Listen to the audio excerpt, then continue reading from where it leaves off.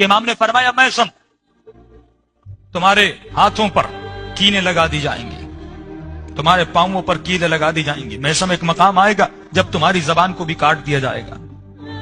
لیکن یہ امام علی کا رفض دیکھیے. امام نے فرمایا میثم جب حجاج تجھے کہے گا کہ تو میری توہین کر، میثم میں علی اجازت دیتا ہوں تو میری توہین کر دینا، میں پھر بھی قیامت کے دن تمہاری شفاعت کروں گا.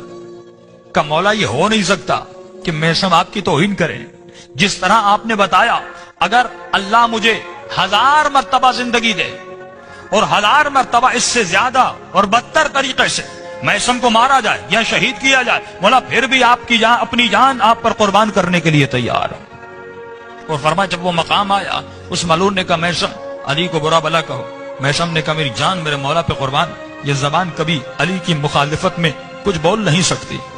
اس ملعون نے کہا میثم کو درخت کے ساتھ لٹکایا جائے، میثم کی ہاتھ میں کیل لگائی جائے، پاؤں میں کیلیں لگائی جائیں. فرمایا میثم لٹکا رہا. ایک مرتبہ میثم نے کہا تو مجھے سزا کیا دے گا؟ ان تمام سزاؤں کا میرے آقا نے مجھے پہلے ہی بتا دیا تھا.